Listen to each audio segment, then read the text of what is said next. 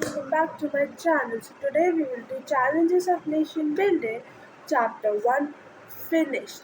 Complete Chapter 1 short revision deck. So exam oriented revision, that is 2026-27. Let's begin. We will do revision. We will start with reorganization of state and we will end up today only, and we will end up the chapter today itself, and I will give you the important question answers, fill in the blanks, every single thing in this chapter can come in MP board. I will give you every single thing. So let's start. Excited? Let's start. Now, okay. So the three main. Okay, first, what have been studied? Okay, now first, see, I will tell you about a story. See, हमारे देश को means our country is known as सोने की चिड़िया. हमारे देश को सोने की चिड़िया बोलते थे जब जब ब्रिटिशर्स नहीं आए थे. जब ब्रिटिशर्स आए तो वो सोने की चिड़िया कहीं उड़ गई. वो सोने की चिड़िया कहीं उड़ गई तो वो वापस नहीं आई. वो सोने की चिड़िया उड़ गई और ब्रिटिशर्स हमारे देश को लूटपाट करके चले गए. अब उसी में ये बताया कि ड्यूरिंग जब इंडिपेंडेंस हमें मिली आफ्टर 15 अगस्त 1947 इंडिया अटेन इंडिपेंडेंस, तो इंडिया ने क्या क्या चैलेंजेस फेस किए तो वो सब हमें ये बता रहे हैं. तो इंडिया ने क्या क्या चैलेंजेस फेस किए वो सब हम देखेंगे इसमें. ठीक है, तो उसमें ठीक है, तो ये है जवाहरलाल नेहरू. ये Jawaharlal Nehru the first prime minister of free India. Jawaharlal Nehru the first prime minister of free India. उन्होंने एक स्पीच दी थी, famous speech given to the constituent assembly. उस स्पीच का नाम आपने मुझे अभी तक कमेंट सेक्शन में नहीं बताया और वो मैं भी अब जिद पे अड़ गई हूँ कि भाई तुम लोगों से ही वो नाम पूछ के रहूँगी. तो तुम लोग अभी कमेंट करोगे, इस वीडियो को पॉज करके कमेंट करोगे कि जवाहरलाल नेहरू का फेमस स्पीच क्या है. वो मुझे कमेंट करके आंसर चाहिए, मतलब चाहिए. मैं अपनी जिद है, अगर तुम्हारी जिद है कि मैं नहीं पढ़ूँगा तो मेरी भी जिद है कि भाई मैं तुमको करवा के रहूँगी. ठीक है, फिर उसके बाद ये होता है कि दो गोल्स होते हैं in which almost everyone agreed on. One, after independence, after independence we shall run the country through democratic government. Second, that the government will be run the government will be running for good for all, and especially for disadvantaged and poor groups, poor and disadvantaged groups. ठीक है, फिर हमने देखा year 1947 was the year of unprecedented violence and trauma of displacement. पर भी हमारे leaders ने हार नहीं मानी. They didn't lose sight and they faced the challenges. They overcome the challenges, they overcome the obstacles. ठीक है, so now let's move on with the three challenges. What were the three challenges? First challenge was the first and immediate challenge was to shape the nation that was united yet accommodative with diversity in our society. The second is to establish democracy, and the third challenge is to ensure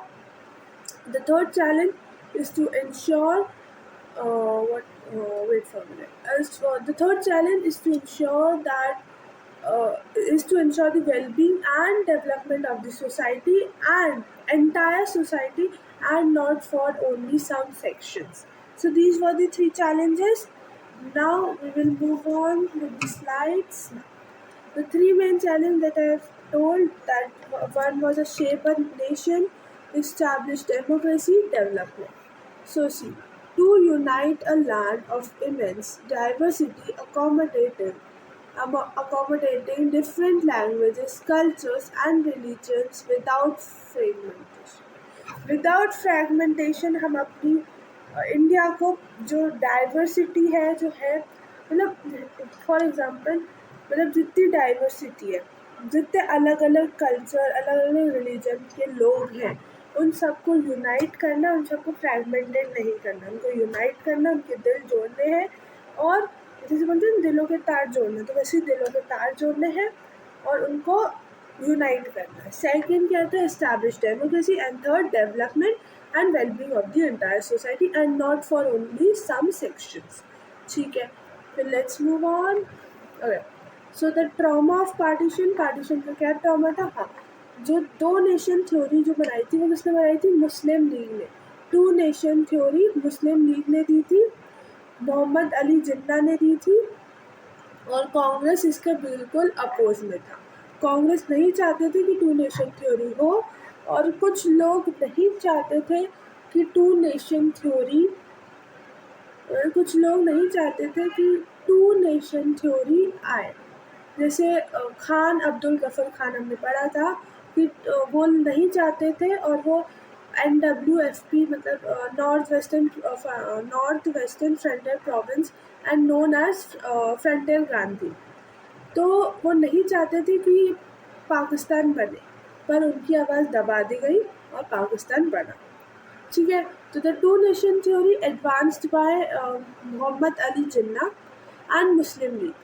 तो जो advance ये जो to nation theory है वो किसने advance की है? Mohammad Ali Jinnah and Muslim league, पूरी मुस्लिम लीग ने, मतलब पूरी भी थोड़ी।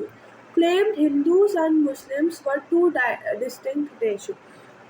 मुस्लिम्स को एक डिस्टिंक्ट नेशन चाहिए और हिंदूज को एक डिस्टिंक्ट मतलब अलग अलग नेशन चाहिए। एक हिंदूज को इंडिया और मुस्लिम्स को Pakistan. Resulted in the creation of India and Pakistan. ये इससे रिजल्ट हो कि भाई इंडिया और पाकिस्तान अलग अलग होगा। फिर हमने देखा कि प्रोविंसेस जो पंजाब मतलब जो अब देखो अब ये हुआ था ना कि जो मुस्लिम्स जहाँ पे मेजॉरिटी में होंगे तो वहाँ पे पाकिस्तान बन जाएगा। तो ये था कि मुस्लिम्स अब ईस्ट में भी माइनॉरिटी में थे और वेस्ट में भी माइनॉरिटी में थे। तो मतलब there was no single belt of majority of Muslims.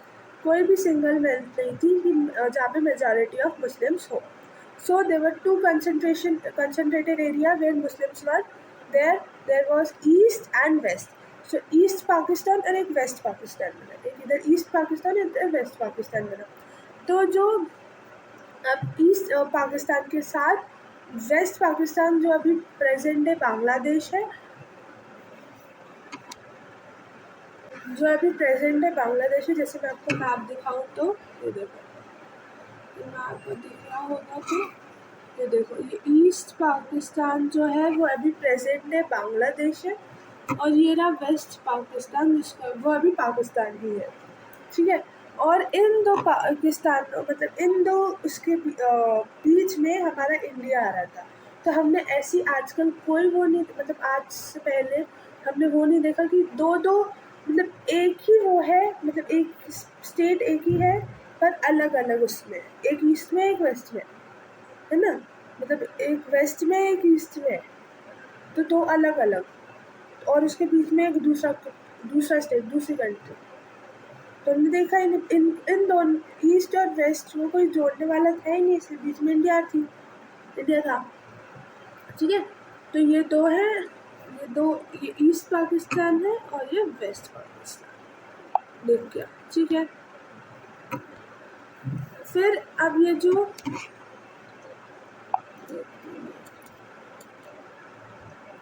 ये जो वेस्ट पाकिस्तान है इसमें आया ये थोड़ा सा पार्ट आ गया पंजाब का। ठीक है, इसमें थोड़ा सा पार्ट आ गया पंजाब का। ठीक है, और ये जो ईस्ट पाकिस्तान था इसमें आ गया थोड़ा सा पार्ट बंगाल का, तो उसको भी बाइफरकेट कर दिया।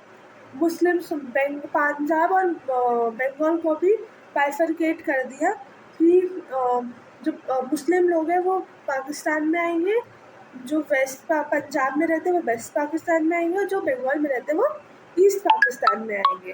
ठीक है, तो ऐसा हो गया। और ठीक है। तो ये इन दोनों प्रोविंस को भी बाइफरकेट कर दिया। तो इसलिए अगर आप ज़्यादातर देखोगे वेस्ट पाकिस्तान में तो पंजाबी मुस्लिम्स है, और अगर ईस्ट पाकिस्तान में देखोगे तो बंगाली मुस्लिम्स है। ठीक है, ये तो समझ में आया। ठीक है, तो इससे resulted in the creation of India and Pakistan. Provinces of Punjab and Bengal were bifurcated, जो प्रोविंसेस थे पंजाब और बंगाल के, उसको भी बाइफरकेट करते हैं, जैसे मैंने अभी आपको बताया। चलो, फिर उसके बाद कॉन्सिक्वेंसेस और डिवीजन ऑफ आर्ट। तो हमने अपनी बुक में हमने पढ़ा था कि जो पोएट्स थे उस समय के जो राइटर्स थे उन्होंने इस चीज़ को, इस पार्टीशन को उन्होंने डिवीजन ऑफ हार्ट्स बताया। डिवीजन ऑफ हार्ट्स क्यों बताया? क्योंकि जो ज़्यादा मतलब जो ड्यूरिंग शिफ्टिंग पाकिस्तान से इंडिया या इंडिया से पाकिस्तान, जो किडनैपर्स थे, मतलब जो एबडक्टर थे, जो वुमेन्स को एबडक्ट कर रहे थे, मतलब किडनैप कर रहे थे, उनका रेप कर रहे थे, उनको किडनैप कर रहे थे, उनको अपने रिलीजन में चेंज करने के लिए फोर्स कर रहे थे। तो तो उसको क्या किया, तो वो अब जो घर का जो मर्द था उसने ही अपनी वुमेन, अपनी बेटी, अपनी बहू, अपनी अपनी दीदी, अपनी जो वो है उसको अपने हाथों से मार दिया कि किसी का इसका कोई मतलब रास्ते में इसका कोई रेप नहीं कर ले, इसको कोई किडनैप ना कर ले, इसका कुछ मतलब जो रिलीजन है वो बदलवा ना दे। तो इसलिए उसने उसको खुद ही मार दिया। ठीक है, इसलिए उसने उसको अपने हाथों से मार दिया। ठीक है, और कुछ लोग तो मीन्स बच्चे भी अपने पेरेंट्स से सेपरेट हो गए, मतलब childrens were also separated from their parents, children भी सेपरेट हो गए। और जब लोग पाकिस्तान से इंडिया आ रहे थे और इंडिया से पाकिस्तान जा रहे थे, तो जब लोग इंडिया से पाकिस्तान जा रहे थे या पाकिस्तान से इंडिया आ रहे थे, तो वो अपनी सारी ज़मीन जायदाद सब पीछे छोड़ के आ रहे थे। तो जब ज़मीन जायदाद सब पीछे छोड़ के आएंगे तो वही यहाँ करेंगे। तो हमने रेफ्यूजी कैंप्स बनाए थे। रेफ्यूजी कैंप्स में वो जो भी पाकिस्तान से इंडिया आ रहे हैं, इंडिया से पाकिस्तान जा रहे हैं, तो पाकिस्तान में भी रेफ्यूजी कैंप्स थे, वहाँ पे रह रहे थे। और ये एडमिनिस्ट्रेटर, ये पुलिस कोई हेल्प नहीं कर रहे, अनहेल्पफुल थी। क्यों? क्योंकि इनको भी नहीं पता था इनको पाकिस्तान जाना है, इंडिया में ही रहना है। और रेलवे का भी डिवीज़न हुआ, और रेलवे का भी डिवीज़न हुआ। गवर्नमेंट एम्प्लॉयज़ जो मुस्लिम थे वो पाकिस्तान में चले गए, जो इंडिया मतलब हिंदूज थे वो पाकिस्तान में, सॉरी इंडिया में ही रह गए। और फिर एक और चीज़ आई कि भाई बॉर्डर्स दोनों, मतलब बॉर्डर में क्या बोलते हैं, there was a problem of minority on both sides of the border. Border के दोनों साइड, मतलब पाकिस्तान और इंडिया में कुछ मुस्लिम्स रह गए थे और पाकिस्तान में कुछ हिंदूज रह गए थे। तो पाकिस्तान ने उन हिंदूज को मारा पीटा जो भी किया, और हिंदूज मतलब जो इंडिया में जो मुस्लिम्स रह गए थे उनको भी एक्सप्लॉइट किया। इन्होंने भी हिंदूज को एक्सप्लॉइट किया, जो पाकिस्तान में माइनॉरिटी हिंदी रह गई थी उसको एक्सप्लॉइट किया, और इंडिया ने भी मुस्लिम्स को एक्सप्लॉइट किया। और फिर अब ये भी देखा गया कि भाई इंडिया के अब मुस्लिम्स वहाँ नहीं जाते थे जहाँ हिंदूज और सिख्स रहते थे, और क्योंकि उनको लगता था कि अगर वो वहाँ जाएंगे तो वापस लौट के नहीं आएंगे। और जहाँ पे मुस्लिम्स रहते थे वहाँ हिंदू और सिख्स नहीं जाते थे, क्योंकि उनको भी लगता था कि अगर हम गए तो हम वापस लौट के नहीं आने वाले। ठीक है, तभी इसने बोला कि भाई जो अपने यूनाइटेड दिल थे, जो अपने ये दिल के जो तार जोड़े हुए थे, अब वो ऐसी जो दिल था वो अपना टूट गया और डिवीजन ऑफ हार्ट्स हो गया। मतलब पीपल डिस्प्लेस्ड अक्रॉस बॉर्डर, मतलब आप सोचो 80 लाख पीपल यहाँ से वहाँ, वहाँ से यहाँ डिस्प्लेस हो गए। मतलब डिस्प्लेस, किसी ने अपनी माँ को खो दिया, मतलब ऑब्वियसली होगा ना कि शिफ्टिंग के थ्रू किसी में भी आप बीवी का रेप हो गया या किसी का भी रेप हो गया। और ये भी है कि घर के मर्द ने उसकी बीवी को मार दिया, उसके बेटी को मार दिया। क्यों? क्योंकि भाई शिफ्टिंग के दौरान वो अबडक्टर अपने रिलीजन में बदलवा देता, उसका रेप कर लेता, इससे अच्छा उसका अपने हाथों से मार दिया। ठीक है, तो वो उस समय के जो राइटर, उस समय के जो पोएट्स थे, उन्होंने सॉरी, उन्होंने इसको डिवीजन ऑफ हार्ट्स बताया कि भाई जो जुड़े हुए दिल थे, जुड़े हुए तार, जुड़े हुए दिल को आपने तोड़ दिए और पूरे 80 लाख पीपल डिस्प्लेस हुए अक्रॉस द बॉर्डर और 10 lakh 10 lakh people death in communal violence. Communal zones वो थे ना, अमृतसर और कोलकाता, लाहौर, ये तीनों कम्युनल जोन थे जो हमने पढ़े थे। तो कम्युनल वायलेंस में वहाँ पे, क्योंकि ये सब बॉर्डर के पास थे, तो वहीं बॉर्डर के पास थे तो बॉर्डर से ही हमला हो रहे थे, तो वहीं वहाँ पे वुमेन को मारना या वहाँ पे उसको मारना, बच्चे अपने पेरेंट्स से सेपरेट हो जाए, और 10 लाख लोगों की डेथ हुई उस कम्युनल जोन में, उस कम्युनल वायलेंस में, और 80 लाख पीपल डिस्प्लेस हुए यहाँ से वहाँ। Partition was not just a division of properties, liabilities and assets. It was a division of hearts and human emotions. वो डिवीजन था हार्ट्स का, जो भी ह्यूमन इमोशंस थे, जो हम यूनाइटेड थे एक साथ, उनका डिवीजन था।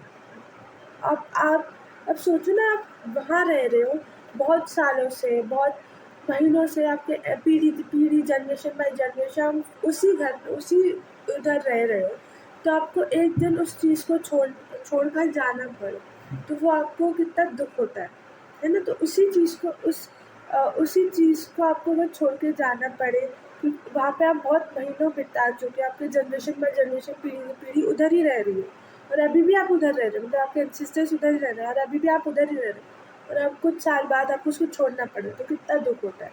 तो दैट इज़ ह्यूमन इमोशन। हर एक चीज़, हर एक बहुत प्रॉपर्टी आप छोड़ रहे हो पीछे, कागज सब छोड़ो, इमोशन छोड़ो, डिवीजन ऑफ हार्ट्स कर दिया आपने। तो ये सब सिर्फ पार्टीशन नहीं था, ये division of assets, properties and division of properties, liabilities and assets. It was a division of heart as well as the division of human emotions.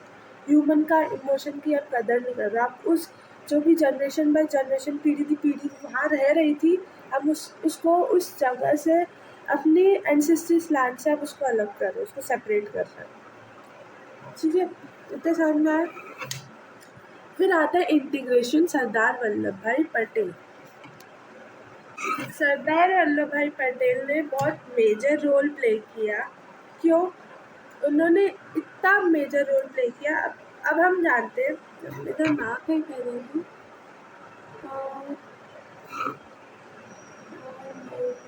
यहाँ पे था क्या मैप, तो इसमें ब्लू स्टेट नहीं है ना,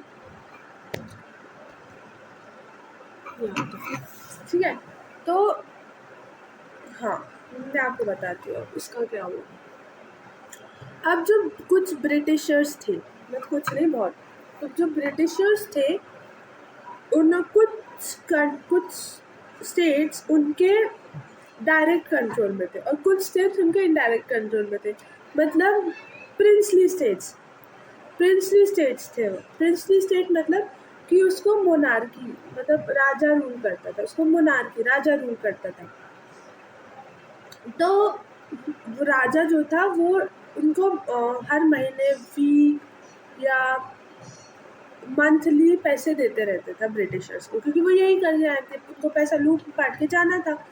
तो उन्होंने क्या किया, जब उनका जाने का टाइम आया 15 अगस्त 1947, जब आपको इंडिपेंडेंस मिली, जब आपको उनका जाने का समय आया, तो जब उनका जाने का समय आया तो उन्होंने क्या किया, अब जो प्रिंसली स्टेट पे उनका इनडायरेक्ट कंट्रोल था वो भी कोलैप्स हो जाता, और अब वो पैसे किसको दे, क्या करें। तो ब्रिटिशर्स ने उन्हें तीन ऑप्शन दिए कि आपको कहाँ पे करना, इंडिया में जुड़ना है। जो डायरेक्ट कंट्रोल में थे ब्रिटिशर्स के, वो स्टेट्स तो इंडिपेंडेंट हो गए, लीगली इंडिपेंडेंट हो गए, और जो प्रिंसली स्टेट्स थे तो उनके राजा को, उनके रूलर को उन्होंने ये बोला, पीपल को नहीं, उनके रूलर को ये तीन ऑप्शन दिए कि आपको इंडिया में मर्ज होना है, पाकिस्तान में मर्ज होना है, या आपको लीगली इंडिपेंडेंट बनना है, अलग से एक स्टेट बना के इंडिपेंडेंट बनना है। तो किस पे छोड़ा गया था, रूलर पे। अब रूलर चाहता चाहता क्या था रूलर कि भाई उसकी पूरी पावर उसके पास, पूरी पावर उसके पास, क्योंकि रूलर ऐसे ही होते हैं, लोगों को पावर नहीं देना चाहते, मोनार्की करते, खुद को सारी पावर खुद के पास, जो मन करा वो करा, ठीक है।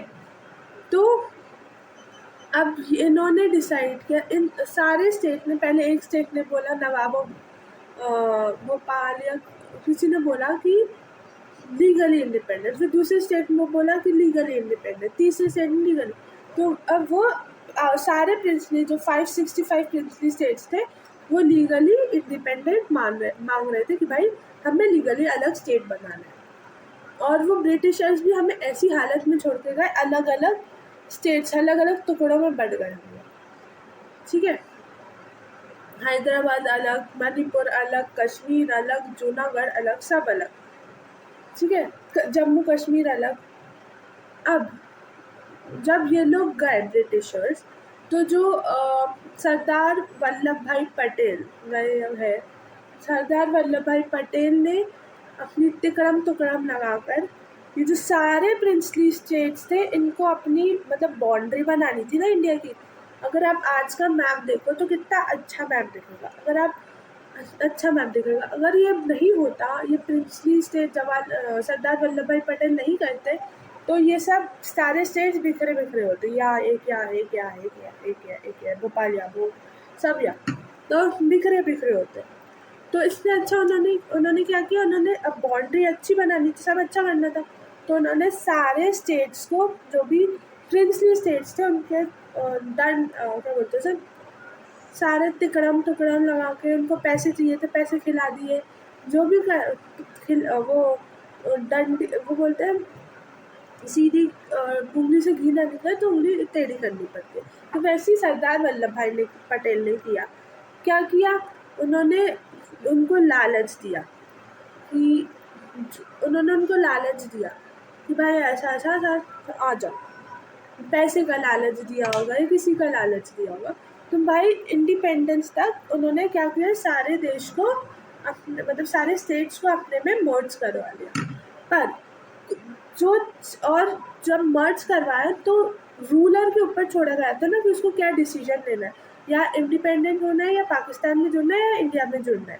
तो रूलर के ऊपर डिसीजन, तो एज अ प्रूफ अगर ब्रिटिशर्स बोले कि हमने तो रूलर पे छोड़ा था, तो रूलर जो बोलेगा हम वही करेंगे। तो उन्होंने क्या करवाया, इंस्ट्रूमेंट ऑफ एसेशन साइन करवाया, कि उन्होंने इंस्ट्रूमेंट ऑफ एसेशन साइन करवाया क्या, कि तुम ही रूलर ही बोल रहे हैं कि इंडिया में इनको मर्ज करना है, तो प्रूफ के लिए इन्होंने इंस्ट्रूमेंट ऑफ एसेशन साइन करवाया। Legal document to join India, एक लीगल डॉक्यूमेंट था टू जॉइन इंडिया, ठीक है। ये सारे देश ज्वाइन हो गए, बस 4 स्टेट्स थे जो ज्वाइन नहीं हो रहे थे। कौन कौन से, हैदराबाद, देखो हैदराबाद, जूनागढ़, कश्मीर और मणिपुर, ये 4 स्टेट्स थे जो हमारे लिए सरदर्द, जो पंडित जवाहरलाल नेहरू के लिए सरदर्द थे। मतलब ये लोग मर्ज ही नहीं हो रहे थे, किसी भी कीमत में ये लोग मर्ज नहीं हो रहे थे इंडिया के साथ। तो ये सरदर्द, सबसे बड़ा सरदर्द था ये हमारा। तो यूज, अब देखो यूज इसमें लिखा है ना, देखो the iron man of India, इन्होंने बहुत ग्रेट रोल प्ले किया इन दी हिस्टोरिक, मतलब बहुत अच्छा रोल प्ले किया है इन्होंने, सरदार वल्लभ भाई पटेल ने। Unified 565 princely states, instrument of accession sign करवाया, legal document to join India, used skillful persuasion and firm diplomacy, cases Hyderabad, Junagadh, Kashmir, Manipur, ये सरदर्द थे, ये ज्वाइन ही नहीं हो रहे थे इंडिया में। अब देखते हैं इन्होंने क्या किया। हम जूनागढ़, हैदराबाद और मणिपुर इधर इस चैप्टर में पढ़ेंगे, और मतलब कश्मीर नेक्स्ट चैप्टर में पढ़ेंगे, ठीक है, नेक्स्ट चैप्टर में पढ़ेंगे, कश्मीर पढ़ेंगे। तो अभी हैदराबाद, जूनागढ़ और मणिपुर। जूनागढ़ में ये हुआ था प्लेबिसाइट मतलब वोटिंग हुई थी। वहाँ पे लोगों को मतलब अगर 95 से ऊपर लोग बोलेंगे कि हमें इंडिया में जुड़ना है, तो वो इंस्ट्रूमेंट ऑफ एसेशन साइन करेंगे और हम इंडिया में, जूनागढ़ इंडिया में जुड़ जाएगा।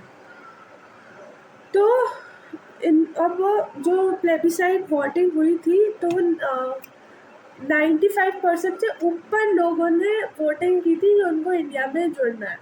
तो इसलिए वहाँ के रूलर ने क्या बोलते हैं, इंस्ट्रूमेंट ऑफ एसेशन साइन करवाया और वो इंडिया में, जूनागढ़ इंडिया में जुड़ गया। अब आते हैं हैदराबाद और मणिपुर। कश्मीर हम बाद में पढ़ें, कश्मीर हम दूसरे चैप्टर में पढ़ें। ठीक है, हैदराबाद की क्या स्टोरी थी वो बता दो। मैं फोटोज कहाँ जाती है, चलो ठीक है। अब देखो केस स्टडी ऑफ हैदराबाद में क्या हुआ। द निज़ाम वाटर, ठीक है। अब पहले मैं समझाती हूँ फिर बताऊँ, फिर पढ़ेंगे, ठीक है। तो हैदराबाद में क्या हुआ, हाँ, तो हैदराबाद का क्या केस था वो मैं बताती हूँ। हैदराबाद में जो रूलर था उसे हम बोलते हैं, उसको टाइटल देते हैं निज़ाम। जो रूलर था निज़ाम, वो निज़ाम जो रूलर था, अब उस जवाहरलाल नेहरू को बोलूँगा, पंडित नहीं भाई, सरदार वल्लभ भाई पटेल, जो सरदार वल्लभ भाई पटेल, उन्होंने पूछा निज़ाम से कि क्या तुम इंडिया में जुड़ना चाहते हो, ठीक है। तो निज़ाम ने क्या किया, निज़ाम ने बोला कि भाई मुझे थोड़ा टाइम दो, सोचने का टाइम दो, मैं बताता हूँ। मैं आपको ये भी बताती हूँ, दिमाग पाऊँगा अपना, हाँ ये, ठीक है। तो हाँ, इसमें हैदराबाद है, ठीक है भाई, ठीक है। तो ये जो हैदराबाद है, मैं दूसरा करूँगी यार, कौन सा मैं बोलती हूँ, ठीक है। तो ये जो हैदराबाद है, शायद दिख रहा है, हाँ। तो ये जो हैदराबाद है, उसको क्या किया उन्होंने बोला, मतलब सरदार वल्लभ भाई पटेल ने बोला कि हमको, तुम क्या इंडिया में जुड़ना चाहते हो, हाँ या ना। तो उसने बोला, निज़ाम ने बोला कि मैं सोच के बताता हूँ। तो उसने एक स्टैंड स्टिल एग्रीमेंट साइन किया। स्टैंड स्टिल एग्रीमेंट साइन किया, मतलब कि जो बाकी ये जो पूरी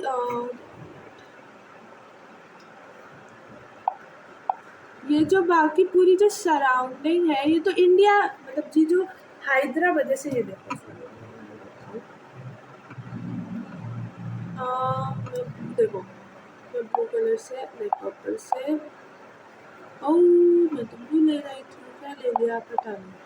ये हैदराबाद है, ठीक है, ये हैदराबाद है। अब ये जो पूरा एरिया है, वो हैदराबाद जो है, ये जो एरिया है, ठीक है, ये जो एरिया है हैदराबाद जो है, वो पूरे इंडिया से सराउंडेड है। मतलब ये जो पानी, ये जो वाटर है, वो भी इंडिया से आ रहा है। अगर उनको कुछ खाना वाना कुछ भी चाहिए होता है, तो वो पानी से ही सारी चीज़ें आएंगी। तो वो पानी से ही मतलब शिप के थ्रू ही वो सारी चीज़ें आएंगी। अगर उन्होंने मना कर दिया तो वो ये सब रोक देंगे इंडिया, क्योंकि सराउंडेड तो वो पूरा इंडिया से ही है। और तो इसलिए उन्होंने स्टैंड स्टिल एग्रीमेंट साइन किया कि भाई ट्रेड होता रहेगा, खाना यहाँ से वहाँ होता रहेगा, ट्रेड होता रहेगा, जो होना है वो होता रहेगा। मैं आपको थोड़ी देर बाद सोच के बताता हूँ कि हमें जुड़ना है कि नहीं जुड़ना। अब जो निज़ाम का मन था कि वो उसको पाकिस्तान के साथ जुड़ना, किसके साथ जुड़ना था, पाकिस्तान के साथ जुड़ना था, इसको मर्ज होना था पाकिस्तान के साथ। निज़ाम को हैदराबाद को मर्ज करना था पाकिस्तान के साथ। अब जैसे ये चीज़ लोगों को पता चली कि इसने अभी तक जवाब नहीं दिया और हम पाकिस्तान के साथ मर्ज होंगे, लोगों ने प्रोटेस्ट करना शुरू किया, नहीं हम इंडिया में जोड़ो, इंडिया में जोड़ो, इंडिया में जोड़ो। अब इंडिया में जोड़ो, इंडिया में जोड़ो, इंडिया में जोड़ो। अब निज़ाम ने अपनी आर्मी, निज़ाम की आर्मी को बोलते हैं, निज़ाम की जो पूरी आर्मी है, जैसे राजा की आर्मी, जो भी उसकी आर्मी, तो निज़ाम की भी अपनी आर्मी थी। तो निज़ाम की जो आर्मी थी उसको हम बोलते हैं रज़ाकार। जो वो रज़ाकार्स थे उनको निज़ाम ने ऑर्डर दिया कि जाओ जाओ, इसको रोको, सबको मारो, सबको पीटो, जो भी करो। अब इन्होंने क्या किया, इन्होंने किसको टारगेट किया, इन्होंने टारगेट किया नॉन मुस्लिम्स, मतलब हिंदू। इन्होंने टारगेट किया नॉन मुस्लिम्स को। नॉन मुस्लिम्स को टारगेट किया इन लोगों ने, वुमेन्स का रेप किया, उनको लूटा, उनको मेम किया, उनको सब, उनको रेप किया, उनका लूटा, लूटपाट की, उनको मतलब मार डाला, रेप किया, मेम किया, ऐसी चीज़ें की। अब जब ये बात पता चली सेंट्रल गवर्नमेंट को, हमारी गवर्नमेंट को, पंडित जवाहरलाल नेहरू को, तो पंडित जवाहरलाल नेहरू ने भी ऑर्डर दिया कि जाओ और इन रज़ाकार्स पे टूट पड़ो। अब जैसे इन रज़ाकार्स और ये हमारी आर्मी के बीच में लड़ाई छिड़ी, तो जब ये लड़ाई छिड़ी तो ये फ्यू डेज तक चली। तो जब ये फ्यू डेज तक चली तो भाई निज़ाम ने हाथ सरेंडर कर दिया, बस माफ, सरेंडर, निज़ाम ने सरेंडर कर दिया कि भाई हम आ रहे हैं इंडिया में मर्ज होने के लिए तैयार है, धन्यवाद, इंडिया में मर्ज होने के लिए तैयार है। इंस्ट्रूमेंट ऑफ एसेशन साइन हो गया और हैदराबाद भी इंडिया में मर्ज हो गया। ठीक है, इतना समझ में आया। अब हम पढ़ते हैं वो क्या है। अरे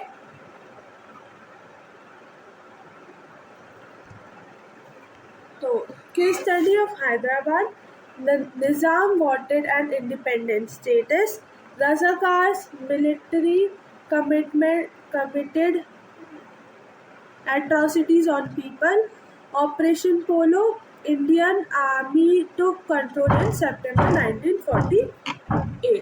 ऑपरेशन पोलो उसी का नाम था जब जो रज़ाकार्स थे और जो हमारी आर्मी थी और जो सेंट्रल गवर्नमेंट की आर्मी थी, तो उन्होंने जब वो लड़ाई हुई तो उसको ऑपरेशन पोलो बोला। इंडियन आर्मी तो मतलब इंडियन आर्मी उसको मतलब हैदराबाद को इंडिया में मर्ज कर लिया। तो उस मीन्स ये डेट याद रखना, सितंबर 1948। This is very important and this can be asked in MCQs too. So this is very important। ठीक है, ये तो समझ में आया। हैदराबाद की पूरी स्टोरी मैंने आपको समझा दी, पूरा समझा दिया। कुछ भी डाउट है कमेंट सेक्शन में लिखना, मैं सॉल्व करती हूँ। Hyderabad was the largest princely state surrounded entirely by Indian territory। जैसे मैंने आपको बताया कि हैदराबाद पूरी मतलब हैदराबाद इंडियन टेरिटरी से सराउंडेड था, तो इसलिए उसने स्टैंड स्टिल एग्रीमेंट साइन किया। फिर बाद में उसने सरेंडर करके India instrument of accession sign करके इंडिया में वो मर्ज हो गया। ठीक है, तो हमने हैदराबाद की पढ़ ली, जूनागढ़ की पढ़ ली। अब आता है मणिपुर, मणिपुर का पढ़ते हैं। अब आता है case study of Manipur. Manipur दिया है कि इसमें एक मिनट देखती हूँ मैं। कश्मीर दिया है, कश्मीर को बाद में पढ़ेंगे। गलत दिया है, जूनागढ़ दिया, जय हाँ देखो ये रहा जूनागढ़, और हैदराबाद, गोवा, पुडुचेरी का वो नहीं दिया। मणिपुर, बंगाल, एक तो सिक्किम, ईस्ट बंगाल, जूनागढ़, हैदराबाद वो नहीं दिया। पाकिस्तान भी दिया है। और जो मणिपुर की कहानी, मतलब मणिपुर की कहानी सीधी सादी है, मणिपुर की कहानी असली है। मणिपुर पहली अपने उसमें जुड़ा हुआ था, इंडिपेंडेंस के पहले ही वो अपने उसमें अपने देश में जुड़ा हुआ था। रूलर, हाँ हमने उसे इंस्ट्रूमेंट ऑफ एसेशन साइन नहीं करता है शायद। तो रूलर जो था उसने इंटरनल ऑटोनॉमी, जो मणिपुर था वो अपने देश में इंडिपेंडेंस के पहले से ही वो जुड़ा हुआ था। क्योंकि हमने उसको लालच दिया था इंटरनल ऑटोनॉमी, मतलब वो चाहता था कि इंटरनल ऑटोनॉमी में रूलर देखेगा, वो देखेगा, और बाकी जो फॉरेन अफेयर्स और ये सब है वो सेंट्रल गवर्नमेंट देखेगी। तो इसलिए दोनों मतलब तो वैसे ही पहले ही जुड़ा हुआ था। बस इंटरनल ऑटोनॉमी लोगों ने कुछ प्रोटेस्ट, यही था कि लोगों ने प्रोटेस्ट किया कि भाई अब हमें पूरा हमें इंडिया के साथ पूरा मर्ज होना है, इसको हटा दो, इंटरनल ऑटोनॉमी हम तुम्हें देंगे, हम इंडियाज़ को देंगे, हमें रूलर नहीं करना, हमें मोनार्की नहीं बना, हमें डेमोक्रेटिक वे से करना है। वो वैसे नॉन डेमोक्रेटिक वे से करवा रहा था, तो हमें डेमोक्रेटिक वे से करना है, हमें नॉन डेमोक्रेटिक वे से नहीं करना। तो इसलिए लोगों ने प्रोटेस्ट किया। तो फिर बाद में कुछ उसको लालच वालच देकर, पैसे खिलाकर, कुछ इकड़म तिकड़म लगाकर उसने क्या किया, इंस्ट्रूमेंट ऑफ असेशन में साइन कर दिया और बोला कि पूरा अब जो रूल है वो गवर्नमेंट का है, वो अब अच्छे से इंडिया में जुड़ गया। तो यही था, इतना ही था, ज़्यादा वो नहीं था। तो हम पढ़ लेते हैं। और हाँ, मणिपुर में फर्स्ट इलेक्शन हुआ था इसमें डेमोक्रेसी माइलस्टोन में लिखा है कि Manipur was the first part of India to hold, कि मणिपुर जो था वो फर्स्ट पार्ट ऑफ इंडिया था to hold an election based on universal adult franchise in June. Election conduct करवाए थे विद यूनिवर्सल एडल्ट फ्रेंचाइज। तो ये भी बहुत इंपॉर्टेंट है, याद रखना, ठीक है। की प्लेयर्स एंड प्रोसेस में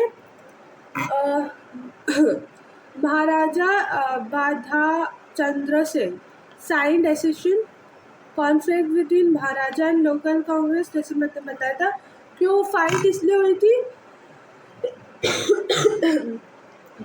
कि लोग चाहते थे कि हम पूरा अच्छे से मर्ज हो, कि इंटरनल ऑटोनॉमी भी गवर्नमेंट के पास हो, ये महाराजा नहीं चाहते उन्हें, तो इसलिए उसके लिए फाइट हुई।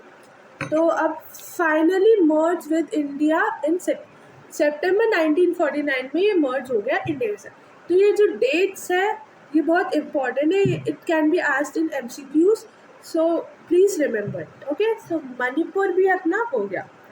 अब कोई भी डाउट कमेंट सेक्शन में लिख देना, मैं सॉल्व कर दूँगी, पर लिखो तो। लाइक शेयर सब्सक्राइब करना मेरा चैनल, और आगे बढ़ते हैं। हाँ, हमने यहाँ तक तो पढ़ ही लिया था, यहाँ तक आपको सिर्फ रिवाइज हो गया है ना। अब मैं आगे पढ़ाती हूँ। लिंग्विस्टिक रीऑर्गेनाइजेशन, हम अब रीऑर्गेनाइजेशन ऑफ स्टेट्स को रीऑर्गेनाइज करना था। तो स्टेट को रीऑर्गेनाइज करना था और दे डिमांड फॉर लैंग्वेज। इसका ये था कि लैंग्वेजेस के बेसिस पे स्टेट, गवर्नमेंट ने ये बोला था लैंग्वेजेस के बेसिस पे स्टेट्स डिवाइड होंगे। जैसे गुजराती बोलने वाले गुजरात में, और पंजाबी बोलने वाले पंजाब में, महाड़ी बोलने वाले महाराष्ट्र बोलने वाले महाराष्ट्र में, तेलुगु बोलने वाले तेलुगु में, केरल बोलने वाले लोग केरला में। तो ऐसे देश जो थे वो सेपरेट होने थे लैंग्वेजेस के बेसिस में।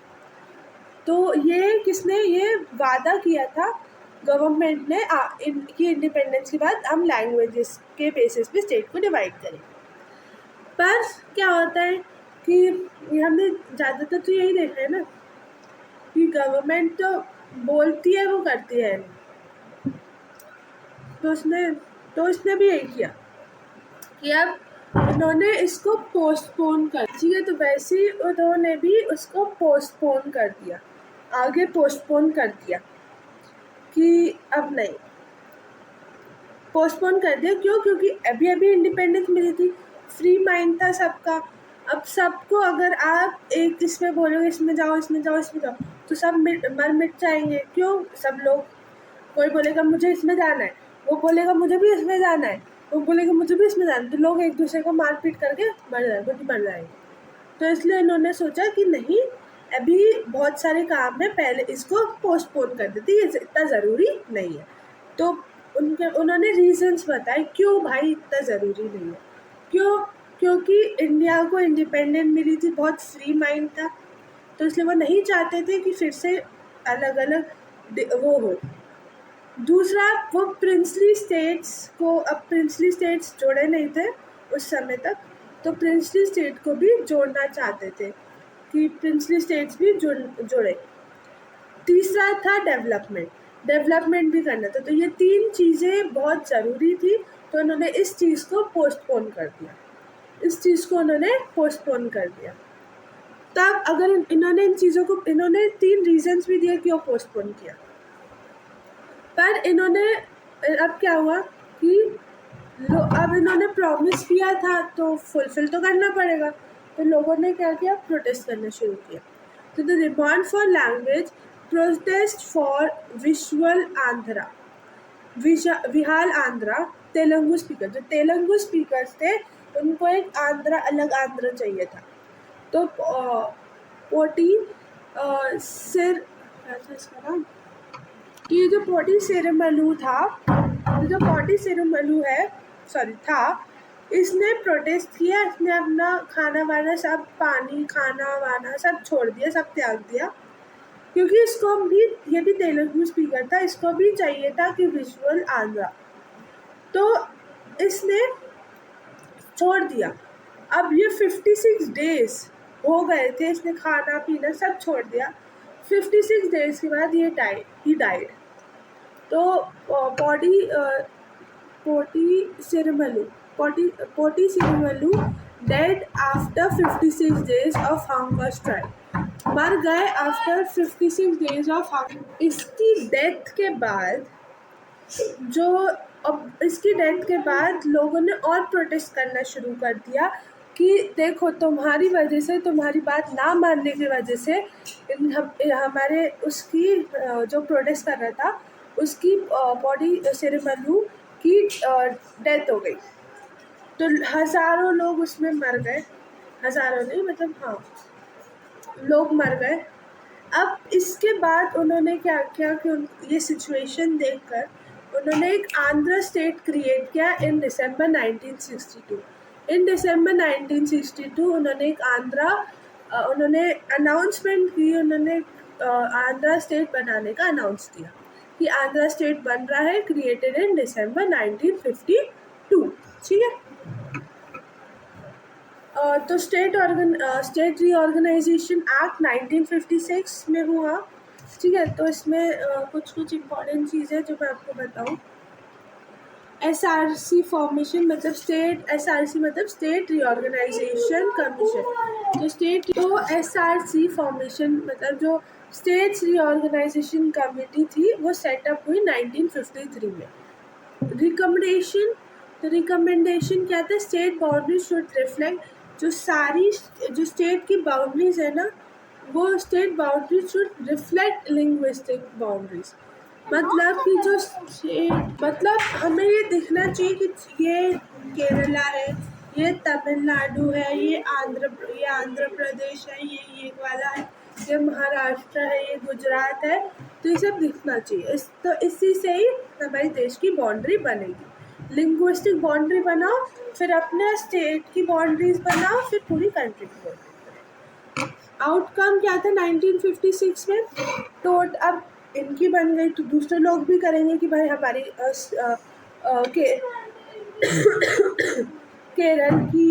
केरला बना दो, तमिलनाडु वो बन गया, आंध्र प्रदेश बनाओ, ये बनाओ, केरला बनाओ, गुजराती के लिए गुजरात बनाओ, पंजाबीज के लिए पंजाब बनाओ, ये सब बनाओ। तो लोग भी और आगे कि भाई नहीं बनाओ। प्रोटेस्ट करना, एक बन गया तो सब बनने वाले। तो इन्होंने क्या किया, क्रिएशन ऑफ अब 14 स्टेट्स बने और 6 यूनियन टेरिटरी। तो creation of 14 states and 6 union territories. ठीक है, तो creation of 14 states and 6 union. और अब का मॉडर्न ट्रेंड क्या आ गया, मॉडर्न ट्रेंड ये आ गया creation of smaller states. UK बना, फिर जीजी बना, फिर तेलंगाना बना 2014 में। मतलब बहुत सारे स्मॉलर स्टेट्स भी बने, यूके बनी, यूनाइटेड किंगडम बन गया, सीजी बन गया, तेलंगाना बन गया 2014 में। तो ये सारे चीज़ें बनी, ये इम्पोर्टेंट है इसलिए मैंने उनको ऐसे रखा, माइलस्टोन और की डिटेल्स। ठीक है, सो ये पूरा चैप्टर हमारा ख़त्म होता है। So this was all for today. This is the master revision last minute, that before the exams, any exam, UTs, pre-boards or any exam, this chapter is coming, or boards.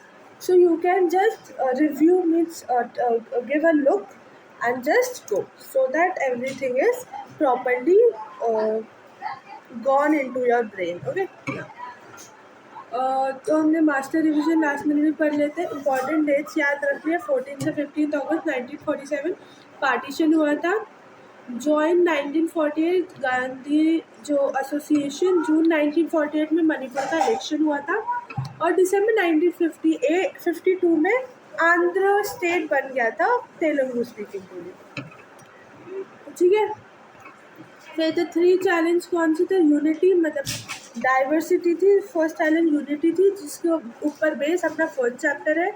Democracy, constitution, जिसके ऊपर base अपना second chapter है इस book का. और third, development या wellbeing of the entire society, poverty removal. तो इसके ऊपर थर्ड चैलेंज के बेस अपना थर्ड चैप्टर है इस बुक का. ठीक है. फिर आता है की terms. Trust with destiny, Nehru speech, जो आप लोग इतने समय तक नहीं बता रहे हो. Nehru speech tryst with destiny ही है, तो प्लीज़ कमेंट तो करो एटलीस्ट. फिर रजाकार्स, निज़ाम्स की मिलिट्री को हम रजाकार्स बोलते हैं, जैसे मैंने आपको बताया. SRC मतलब स्टेट रीऑर्गेनाइजेशन कमीशन. 1953 में ये कमीशन हुई थी. उसके लिए मतलब लिंग्विस्टिक स्टेट्स बनाए गए थे, अलग अलग स्टेट्स बनाए गए, स्मॉल स्टेट्स बनाए थे, जैसे UK और बहुत सारे स्टेट्स बनाए थे 2014 में. फिर इंटीग्रेशन हीरोज़ कौन थे? हमारे सरदार वल्लभ भाई पटेल थे, और वो पोटी सिरमल्लू थे. ठीक है. तो 565 स्टेट्स सरदार वल्लभ भाई पटेल ने मर्ज करवाए थे, और पोटी सिरमल्लू ने भी लिंग्विस्टिक स्टेट्स, मतलब 56 डेज वो भूखे रहे थे. 56 डेज के बाद उनकी डेथ हो गई. So this was for today. Means we have studied the last minute revision also. So this was for today, and sorry, the important questions are also there. So MP board important questions. 2 marks. What were the 3 main challenges faced by India? कौन से main challenges face किए थे India ने? ये बहुत important है, तो ये कर लेना. 2 मार्क में explain the two nation theory किसने दी थी, एक्सप्लेन करना उसे अच्छे से. 2 नेशन थ्योरी किसने दी थी वो अभी आप मुझे कमेंट में लिख के बताना. 4 मार्क्स में discuss the role of Sardar Vallabh bhai Patel in national integration, मतलब प्रिंसली स्टेट्स उन्होंने कैसे मर्ज किए थे वो. 4 marks what were the consequences of partition. And 4 marks explain the work, मतलब explain the work of states reorganisation. States reorganisation का क्या वर्क, SRC का क्या काम था, वो भी अच्छे से एक्सप्लेन करना. सो ये क्वेश्चन है, इम्पॉर्टेंट क्वेश्चन है. इसको करके अच्छे से कॉपी बना लो, वहाँ पे उसमें करना, उसको अच्छे से लिखना. इसके अलावा अगर कोई क्वेश्चन आएगा, मतलब इसके अलावा तो क्वेश्चन नहीं आना चाहिए वैसे, पर अगर मुझे और इम्पोर्टेंट क्वेश्चन मिले तो मैं आपको ज़रूर वो मतलब वीडियो डालूँगी उस पर भी. तो this was for today. Question answer भी आपको मिल गए हैं. So thank you. Best of luck for your board exams. Support the channel, like, share, subscribe my channel. Don't forget to check the PDF below. मतलब PDF मैं description में डाल रही हूँ, तो don't forget to check that and like, subscribe my channel. Best of luck for your board exams. Love you all. A big heart for you. Love you all. Bye bye. Bye.